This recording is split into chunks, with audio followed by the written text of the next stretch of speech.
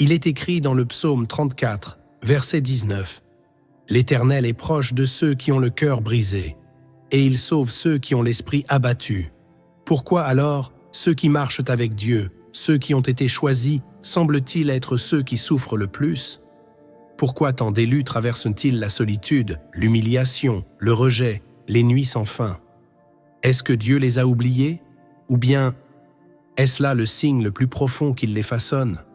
Ce message va te révéler un mystère caché depuis longtemps. La solitude et les brisements que tu traverses ne sont pas des malédictions.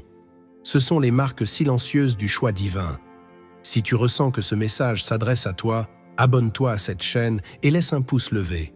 Ce simple geste peut permettre à d'autres âmes brisées de trouver, elles aussi, la lumière. Reste jusqu'à la fin, car nous allons explorer ensemble des vérités bibliques puissantes. Et je te partagerai une prière qui pourrait bien marquer un tournant dans ta foi. Et je t'invite à commenter cette phrase « Seigneur, même seul, je te suivrai ». Car c'est là que tout commence. Lorsque Dieu choisit un homme ou une femme, il ne les envoie pas directement vers la gloire. Il les conduit d'abord dans un désert. Joseph, avant de gouverner l'Égypte, fut rejeté, trahi, emprisonné. David, après avoir été oint roi, passa des années pourchassé, seul dans les grottes. Et même Jésus, notre Sauveur, fut emmené par l'Esprit dans le désert pendant 40 jours, dans le silence et la faim, avant de commencer son ministère. C'est dans ces lieux cachés que Dieu travaille profondément. Dans Ésaïe 48, verset 10, Dieu déclare « Je t'ai éprouvé dans la fournaise de l'adversité ». C'est là que naissent les élus. C'est là qu'ils façonnent les cœurs fidèles. Le monde ne comprend pas cela, car il célèbre l'instantané. Mais Dieu, lui, prépare des fondations éternelles. Dans Romains 8, verset 18, Paul affirme « Les souffrances du temps présent ne sauraient être comparées à la gloire à venir. » Oui, l'épreuve n'est pas un hasard. La solitude n'est pas un oubli. Le brisement n'est pas un rejet. C'est un choix. C'est une œuvre divine. Et ceux qui persévèrent dans ces saisons de feu deviennent les témoins vivants de la fidélité de Dieu. Ce que tu vis n'est pas un hasard. Il y a des vérités profondes, souvent ignorées, que Dieu veut te révéler au cœur de ta solitude. Maintenant, écoute attentivement. Voici 7 révélations bibliques puissantes qui vont éclairer ton chemin, réchauffer ton âme et transformer ta vision de l'épreuve. Prépare-toi à recevoir ce que le ciel veut te transmettre. La première vérité que tu dois comprendre, c'est que Dieu te met à part dans la solitude pour que tu apprennes à entendre sa voix seule. Tant que tu es entouré, tant que les voix humaines résonnent plus fort que la voix de l'esprit, tu risques de suivre des directions dictées par les hommes plutôt que par Dieu. La solitude n'est donc pas une punition, c'est une invitation. Une invitation à entrer dans une intimité que les foules ne peuvent pas t'offrir. Dans Osée chapitre 2, verset 14, Dieu déclare « C'est pourquoi voici, je veux l'attirer et la conduire au désert, et je parlerai à son cœur. » Ce n'est pas au palais que Dieu parle le plus fort, c'est dans le désert. Là où tout s'effondre, là où tu n'as plus rien à quoi t'accrocher, là Dieu se révèle. La voix de Dieu devient claire quand le bruit du monde est éteint. Et parfois, il permet que tu perdes certains appuis, certains amis, certains repères, pour que tu comprennes que tu n'as besoin que d'un seul appui, sa présence.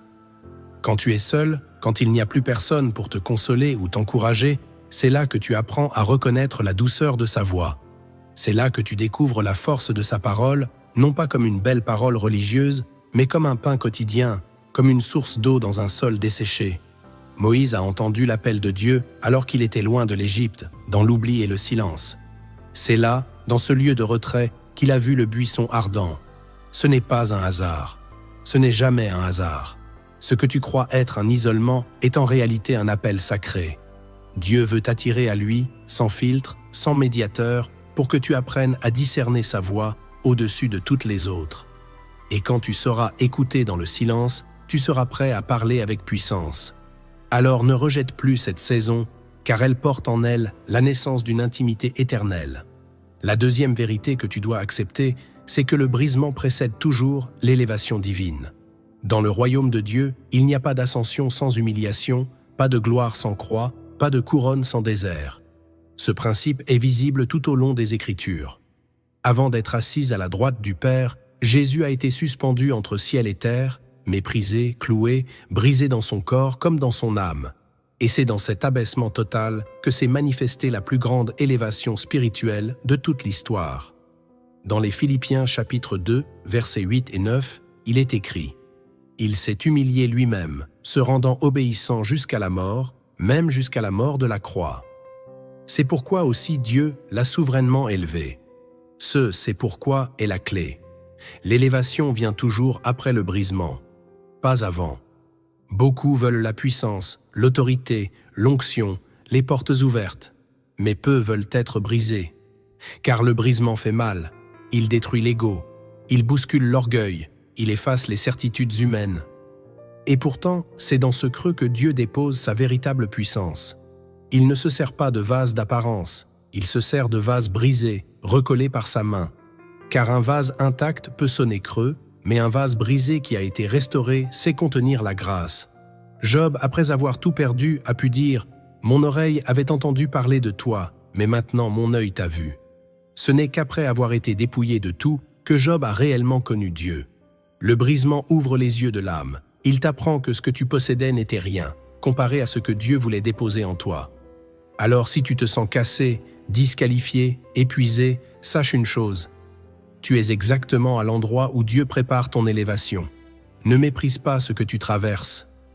Accepte d'être brisé entre ses mains, car c'est là que naît la vraie grandeur spirituelle. Le ciel ne choisit pas des cœurs durs, mais des cœurs broyés.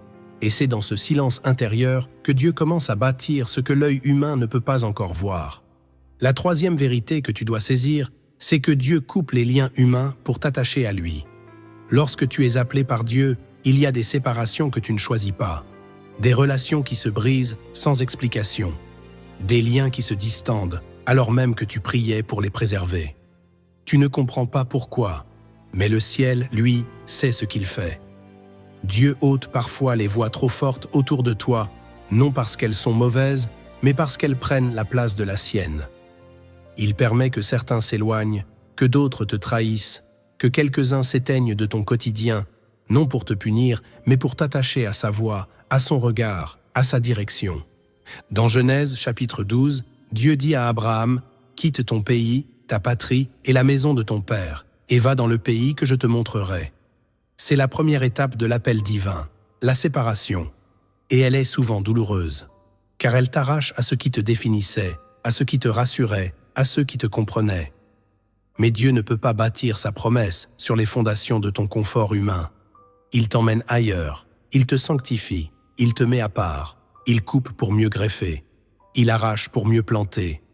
Et parfois, ceux que tu aimais deviennent ceux qui te méprisent.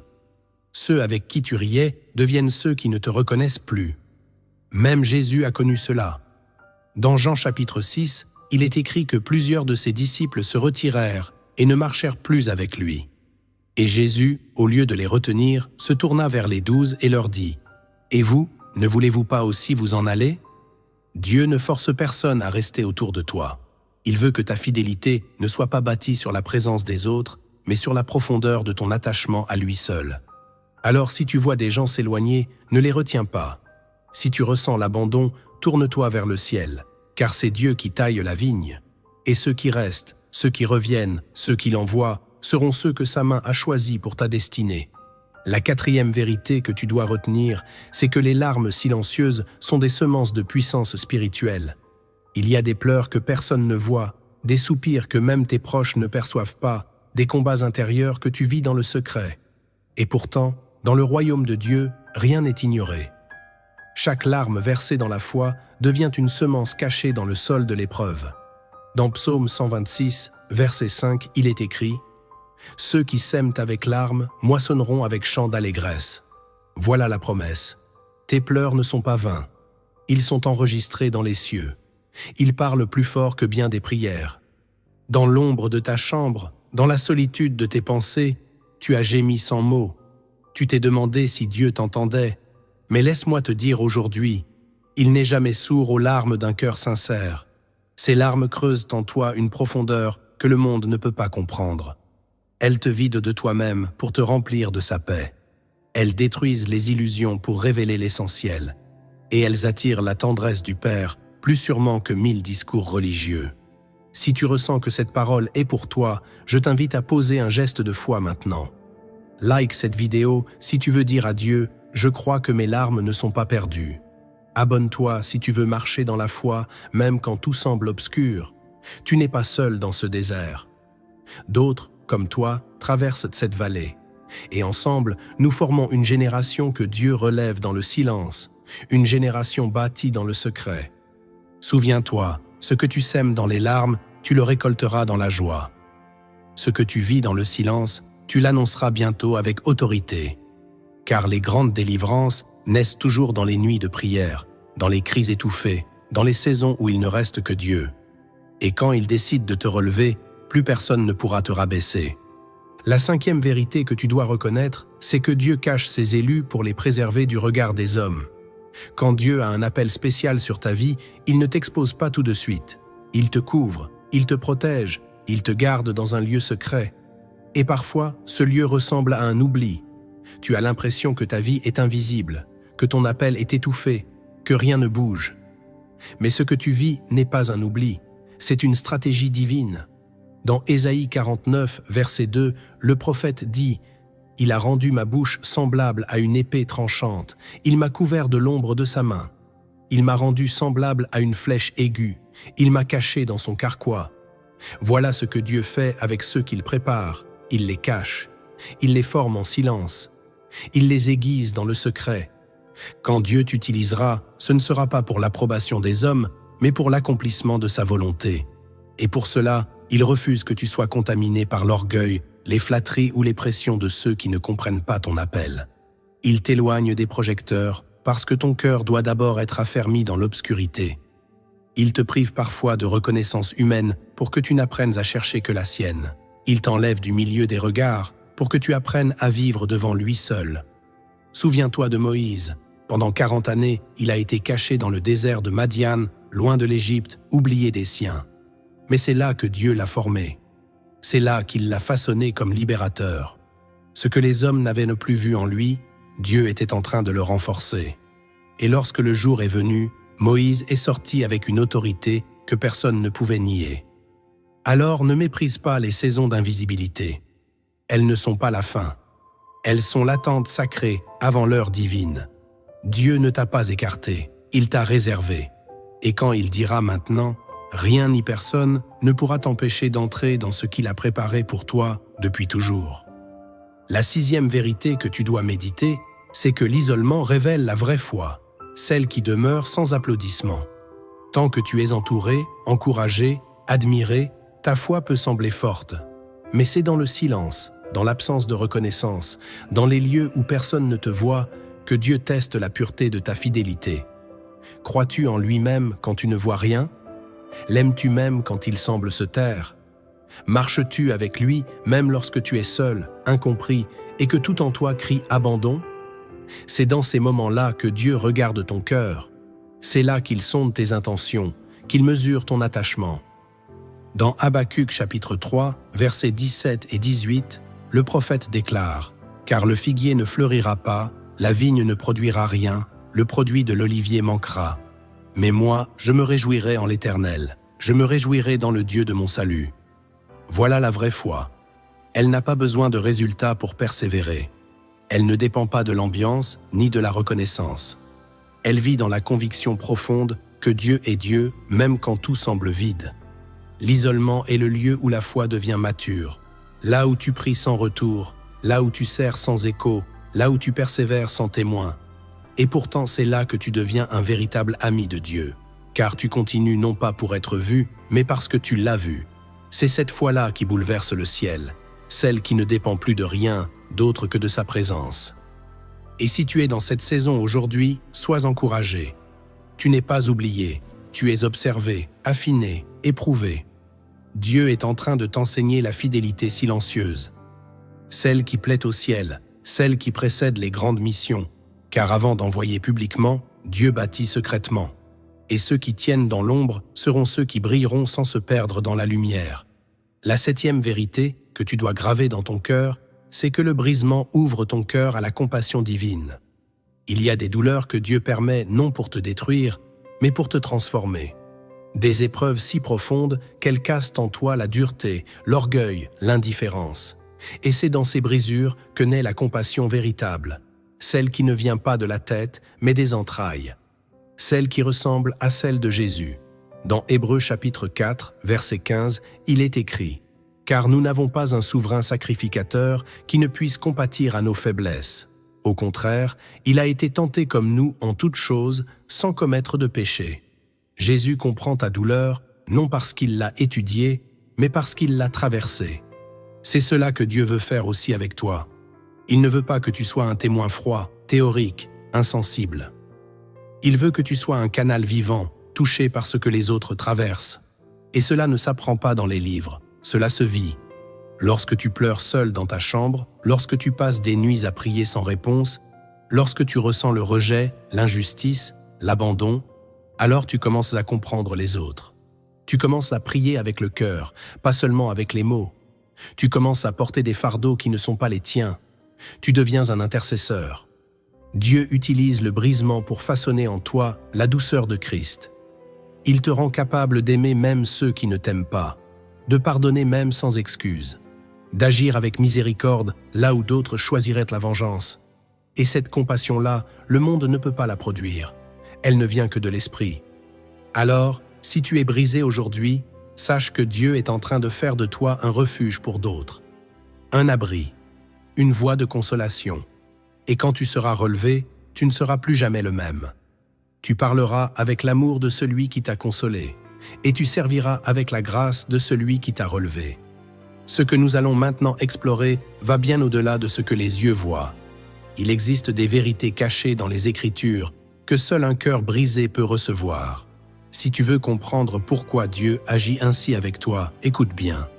Car voici 5 révélations profondes, réservées à ceux que le ciel est en train d'élever en silence.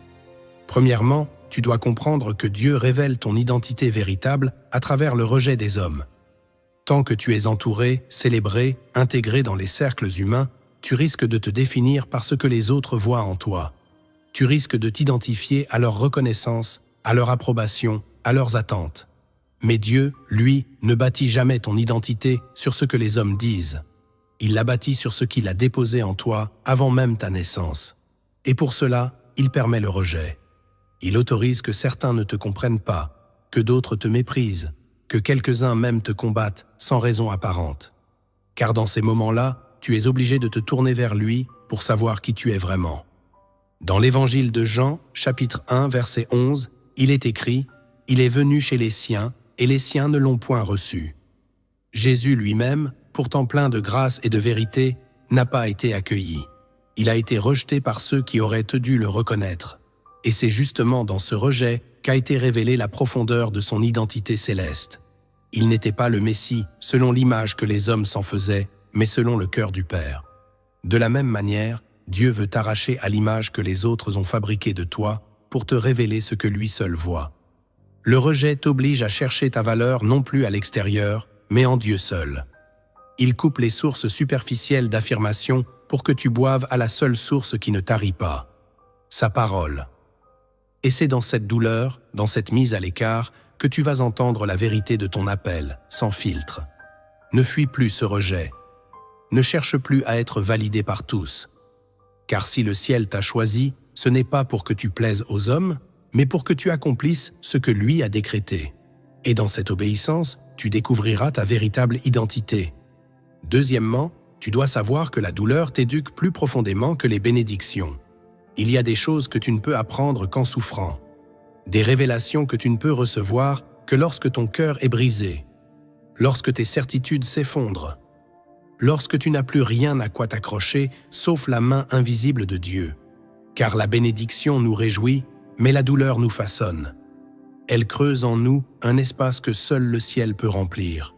Et dans cet espace, Dieu parle, il enseigne, il transforme.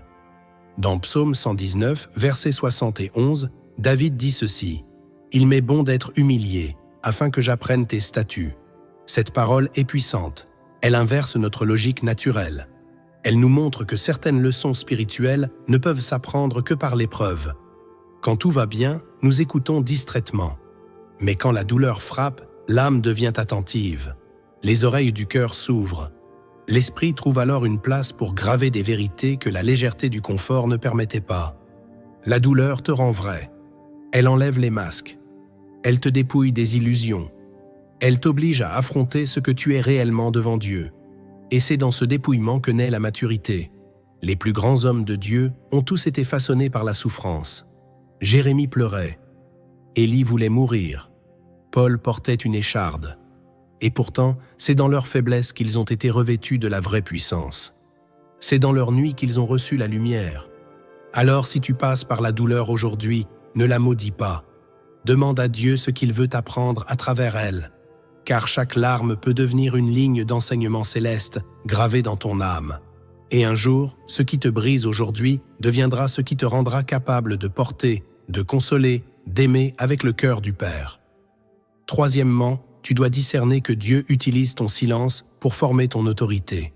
Il y a des saisons où tout s'arrête, plus de portes ouvertes, plus de voix extérieures, plus d'activités qui te distrayaient. Et dans ce silence pesant, tu crois que rien ne se passe. Mais c'est faux.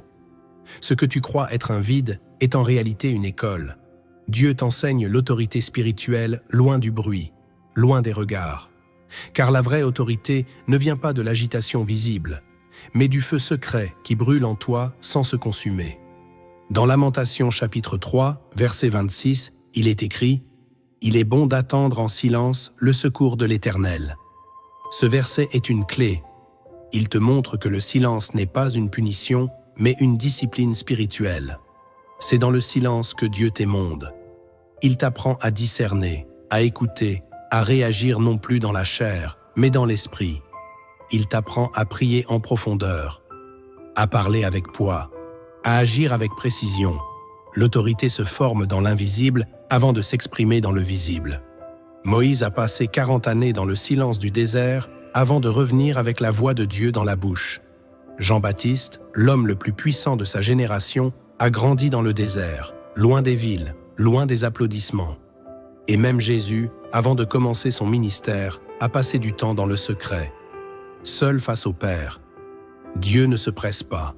Il construit lentement, solidement, pour que ce qui sort de toi soit pur, affermi, inébranlable. Alors ne méprise pas les jours de silence. Ne te dis pas que Dieu t'a oublié, il te prépare. Et plus le silence est long, plus l'autorité qu'il prépare en toi sera grande. Un jour, tu parleras, et ce que tu diras portera du fruit. Non pas parce que tu auras crié, mais parce que tu auras été formé dans le silence. Quatrièmement, tu dois réaliser que la solitude est une réponse divine aux prières que tu as faites. Cela peut paraître étrange, presque contradictoire. Tu as prié pour que Dieu t'utilise.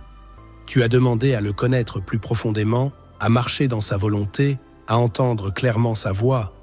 Et depuis que tu as fait ces prières sincères, tout s'est fermé autour de toi. Des liens se sont brisés, des portes se sont refermées, les soutiens humains ont disparu. Et tu te demandes pourquoi. Mais en vérité, Dieu est en train de répondre à tes prières.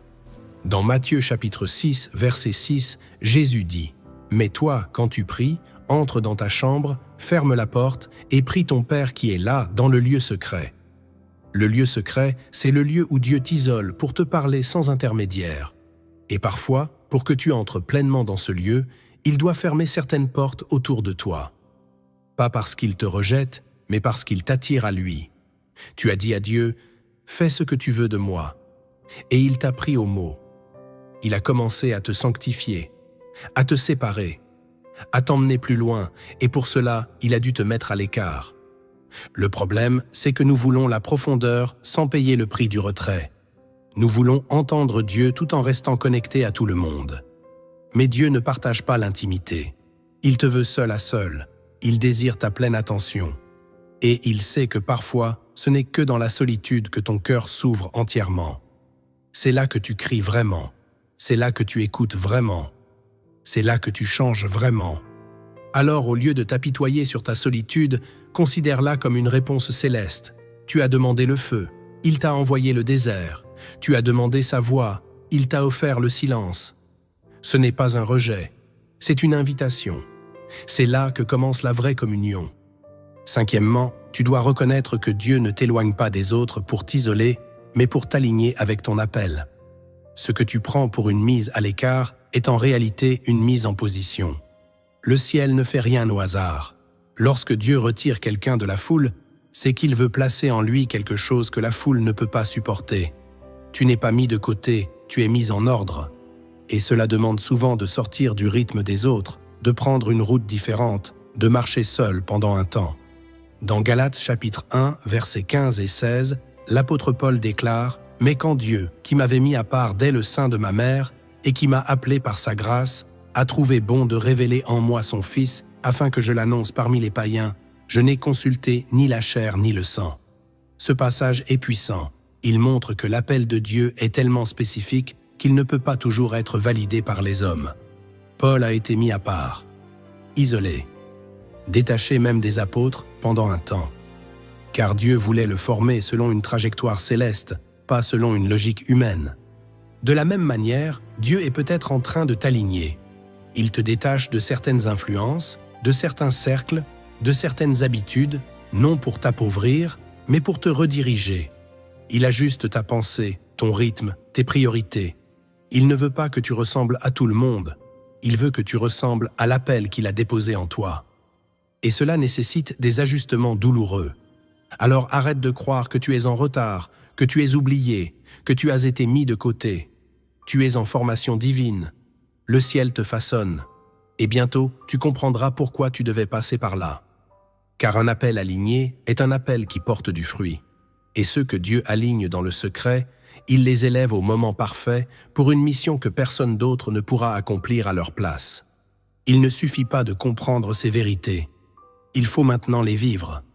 Il faut que ce que tu as entendu devienne une manière d'exister, une manière de marcher avec Dieu dans les jours les plus sombres comme dans les plus lumineux. Voici comment tu peux appliquer ces révélations à ta vie. Pas seulement en pensée, mais en profondeur, dans ton cœur, dans ta foi, dans tes décisions quotidiennes. Premièrement, commence par accepter ta saison. Le combat le plus violent se joue souvent dans l'acceptation. Tant que tu résistes intérieurement à la solitude, tu souffres 2 fois. Une première fois à cause de la douleur, une seconde fois à cause du refus. Mais lorsque tu dis à Dieu « Je ne comprends pas tout, mais je te fais confiance », quelque chose change dans l'atmosphère spirituelle. Le ciel commence à travailler autrement. Ton cœur cesse de se battre contre la saison et commence à coopérer avec le processus divin. Chaque matin, au lieu de t'apitoyer, dis avec foi « Seigneur, utilise cette solitude pour m'approcher de toi. Que cette vallée devienne un sanctuaire entre toi et moi. » Deuxièmement, transforme ton lieu de solitude en lieu de rencontre. Ne reste pas passif. Ne t'enterre pas dans le silence. Lève-toi et crée une atmosphère où Dieu peut te parler. Tu n'as pas besoin de grand-chose. Un coin dans ta chambre, un banc dans un parc, une plage d'heures chaque jour, mais sois fidèle. Ce que tu fais en secret, Dieu le voit, et ce lieu deviendra sacré. Là où tu pleurais seul, tu commenceras à recevoir des paroles, des visions, des convictions. Et ces moments-là deviendront ta force.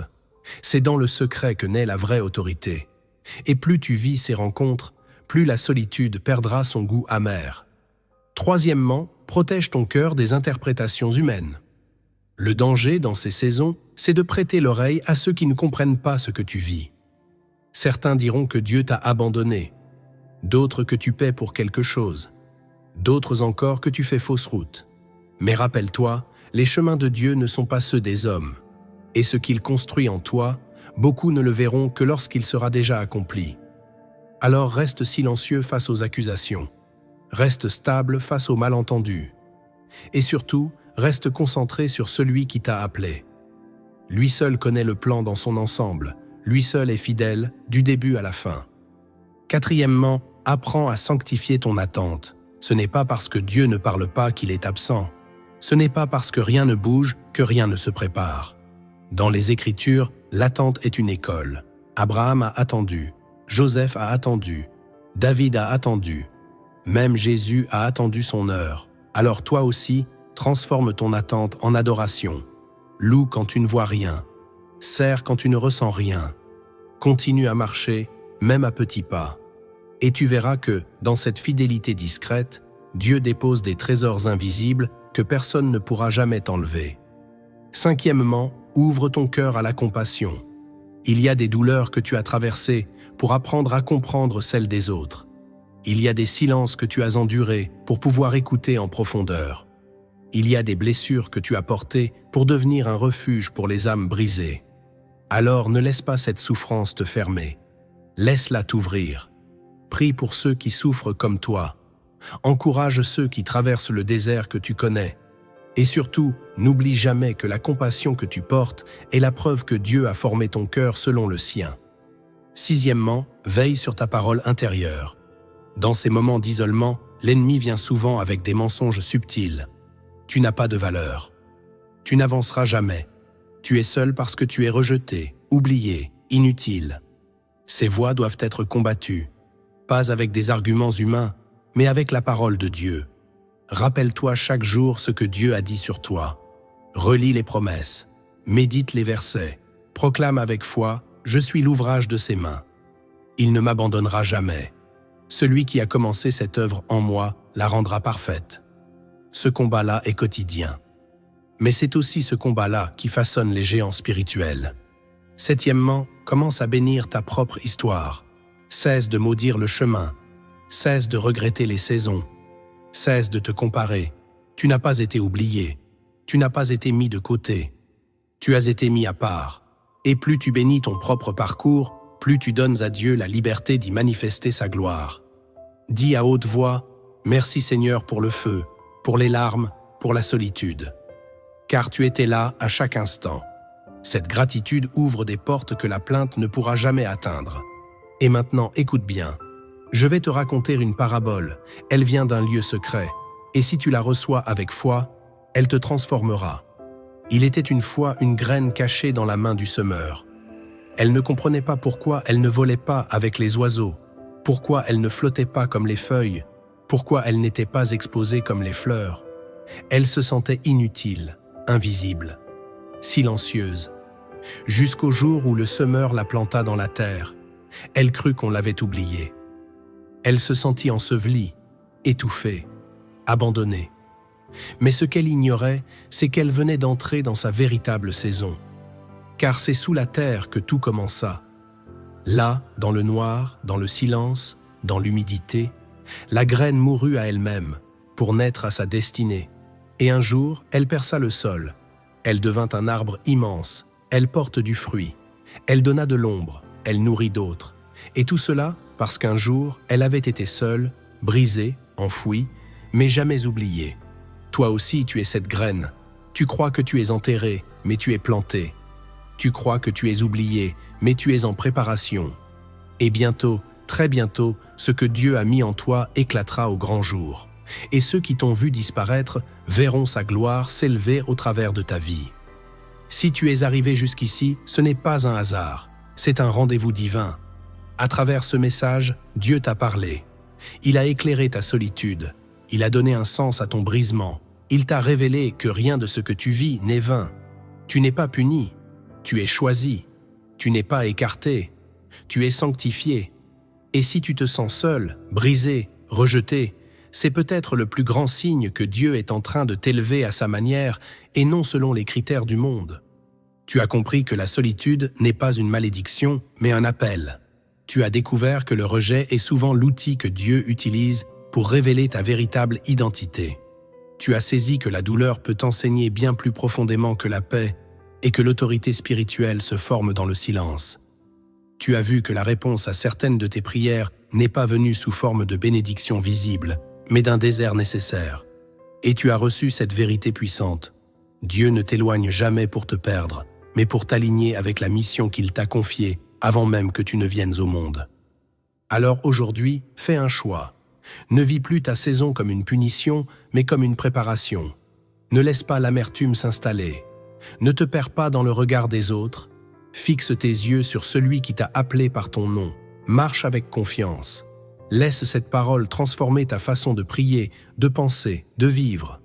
Et surtout, n'oublie jamais, tu n'es jamais seul lorsque tu es entre les mains de Dieu. Il travaille en toi. Il travaille pour toi. Il travaille à travers toi. Même dans le silence, même dans les larmes, même quand tu ne ressens rien. Je veux prier pour toi maintenant. Père, Je te prie pour celui ou celle qui écoute ce message. Toi seul connais les larmes cachées, les nuits sans sommeil, les questions restées sans réponse. Viens consoler, viens fortifier, viens renouveler. Que cette saison de solitude devienne un lieu de rencontre avec toi. Que ce brisement devienne un terrain fertile pour une vie nouvelle. Seigneur, montre-lui que ce qu'il traverse aujourd'hui prépare la gloire de demain. Qu'il ne baisse pas les bras, qu'il ne détourne pas les yeux, remplit son cœur de paix, de feu et de fidélité. Dans le nom puissant de Jésus-Christ. Amen. Si ce message a touché ton cœur, je t'invite à t'abonner à cette chaîne. Pas seulement pour suivre des vidéos, mais pour grandir dans la foi, pour marcher avec des frères et sœurs qui vivent les mêmes combats. Like cette vidéo si tu veux dire à Dieu « Je te fais confiance, même dans l'obscurité ». Et surtout, partage ce message avec quelqu'un qui a besoin d'entendre que sa solitude a un sens.